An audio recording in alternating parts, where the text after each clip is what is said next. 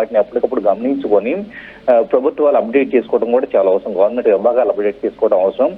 ఇప్పుడు మనం తిప్పి కొట్టగలిగామని ఎంత సంబరపడుతున్నామో అట్ ద సేమ్ టైం భవిష్యత్తులో కూడా ఇంకా ఎక్కువ దాడులు జరిగే అవకాశం ఉంది కాబట్టి ఖచ్చితంగా మరింత పటిష్టంగా ఉండాల్సిన అవసరం అయితే కనపడుతుంది.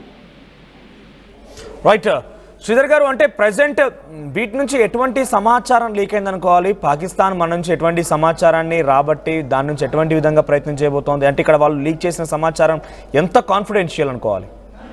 అంటే కీలకమైన డాక్యుమెంట్స్ వాళ్ళ చేతుల్లోకి వెళ్ళి ఉంటే కనుక ప్రమాదకరమే అవుతుందండి. కాకపోతే ఏంటంటే మోస్ట్ ఆఫ్ ద టైమ్స్ ఏంటంటే వెబ్సైట్స్ లో అఫీషియల్ సైట్స్ లో కీలకమైన డాక్యుమెంట్లు పెట్టే అవకాశం లేదు. వాటన్నిటిని శాండ్ బాక్స్ ఎన్వైరన్మెంట్ అని చెప్పేసి ఒక డెడికేటెడ్ గా ఇంటర్నెట్ కనెక్టివిటీ లేని లేకపోతే సర్వర్స్ తో కనెక్షన్ లేని ఒక సపరేట్ సిస్టమ్ లో స్టోర్ చేస్తూ ఉంటారు. ఇప్పుడు ఆర్మీ కానీ నేవీ కానీ ఇలాంటి వాటిలో ఏంటంటే వాళ్ళకి మేము ట్రైనింగ్ ఇచ్చేటప్పుడు వాళ్ళు శాండ్ బాక్స్ ఎన్వైరన్మెంట్ అని పెడుతూ ఉంటారు. కానీ ఒకవేళ ఏ గవర్నమెంట్ శాఖ అయినా కానీ, ఉదాహరణకి ఎలక్ట్రిసిటీ డిపార్ట్మెంట్ తీసుకున్నాం ఊరికి ఉదాహరణకి, ఎలక్ట్రిసిటీ డిపార్ట్మెంట్ సర్వర్ లో కనుక ఇలాంటి డాక్యుమెంట్లు పాకిస్తాన్కో చైనాకు వెళ్ళినాయి అనుకోండి, ఏమవుతుంది?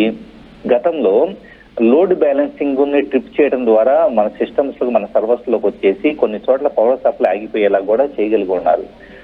సో అలాంటి ఇన్ఫ్రాస్ట్రక్చర్ పరంగా కొన్ని సందర్భాలు అయితే మన యుఎస్ లో చూస్తే డ్యామ్స్ తీసుకుంటే కొన్ని గేట్లు ఎత్తేయడం ద్వారా సడన్ గా గేట్లుని కంప్యూటర్ ద్వారా కంట్రోల్ చేయడానికి స్కోప్ ఉంటుంది. ఆ కంప్యూటర్ ని ఎలా కంట్రోల్ చేయగల సర్వర్ లో పార్ట్ అయి ఉంటుంది కాబట్టి అక్కడ చిన్న కమాండ్ ఇష్యూ చేయడం ద్వారా సర్వర్ లోకి ఎంటర్ అయ్యేసి ఆటోమేటిక్ గా గేట్స్ ఎత్తేసి ముంపుకు గురయ్యేలా చేయడం కూడా జరిగింది. కాబట్టి ఖచ్చితంగా కీలకమైన డాక్యుమెంట్స్ అనేది భవిష్యత్తులో, ఇప్పుడు కాకపోయినా భవిష్యత్తులో చైనా కానీ పాకిస్తాన్ చేతిలోకి వెళ్తే కనుక చాలా ప్రమాదం ఉంటుంది. కాబట్టి ఆ డాక్యుమెంట్ సెక్యూరిటీ పరంగా కూడా మనం చాలా జాగ్రత్తగా ఉండాలి.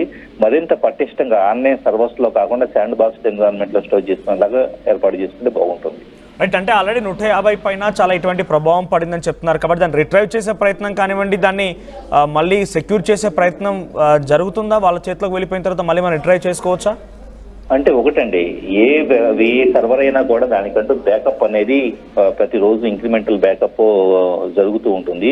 కాబట్టి డేటా వెళ్ళినంత మాత్రాన అది డౌన్ అయిపోవటం, అది పని చేయకపోవడం అలా ఏముండదు. జస్ట్ వితిన్ 5 minutes తోనే దాన్ని రీస్టోర్ చేసే స్కోప్ అనేది ఉంటుంది.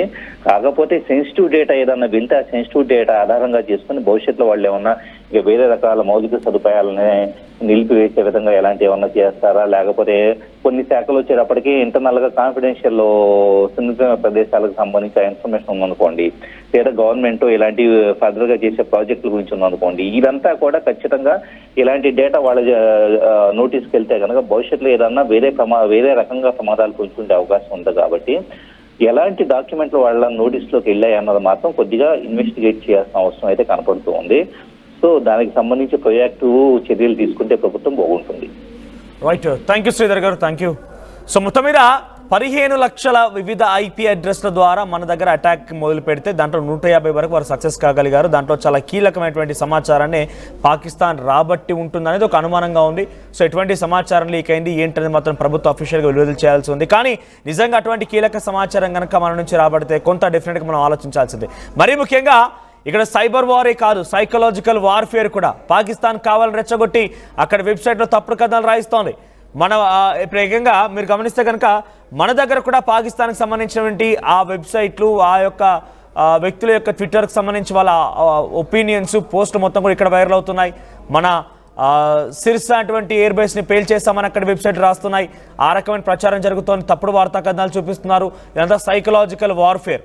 ఇటువంటి సైకలాజికల్ వార్ఫేర్ కొనసాగుతుంది. సైబర్ పరంగా కూడా దాడులు చేస్తోంది పాకిస్తాన్ భారత్ పైన. సో మీకు కూడా 2 రోజుల క్రితం నాకు తెలిసి బహుశా మీకు కూడా మెసేజ్ వచ్చి ఉంటుంది, మీ లొకేషన్ని ఆఫ్ చేయండి, లేదంటే పాకిస్తాన్ మీ లొకేషన్ కనుగొని అనేక రకాల దుర్మార్గాలకు పాల్పడవచ్చు అని చెప్పి.